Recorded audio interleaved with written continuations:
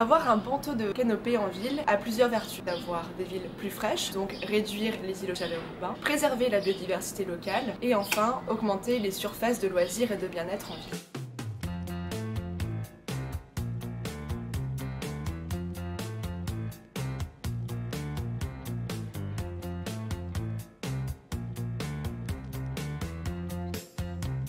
Le taux de canopée représente la surface d'ombre au sol que procurent les arbres dans une ville, à la campagne ou dans une forêt.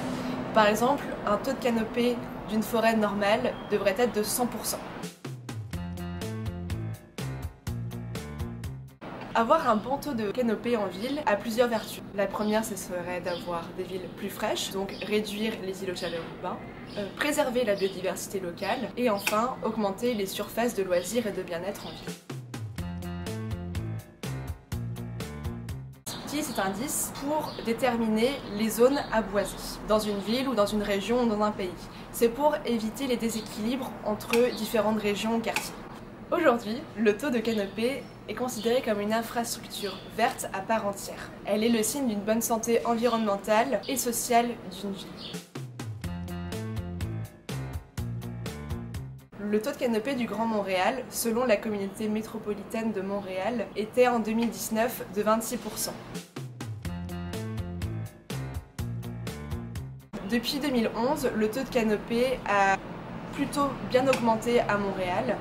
Il est passé entre 2011 et 2019 de 2,7% supplémentaires en pleine ville, malgré l'abattage des frênes causé notamment par la maladie de la grille du frêne. On peut donc estimer que l'île de Montréal est en bonne position. En tant que citoyen, on a plusieurs façons d'agir pour augmenter le taux de canopée sur l'île de Montréal.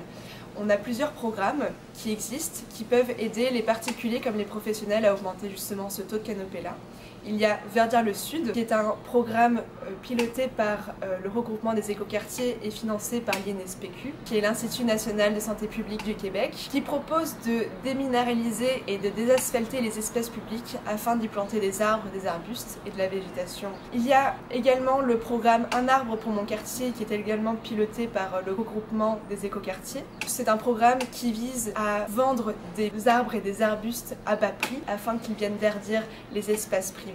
Et enfin, il y a aujourd'hui le premier budget participatif de la ville de Montréal qui propose de verdir les rues. Par exemple, à Piton-McGill, un projet a été proposé qui s'appelle La nature en ville dans Piton-McGill, qui vise à verdir des espaces publics vacants et d'en faire des lieux de socialisation et de nature, ainsi que d'agriculture urbaine, et qui va proposer de planter énormément d'arbres et donc d'augmenter le taux de canopée.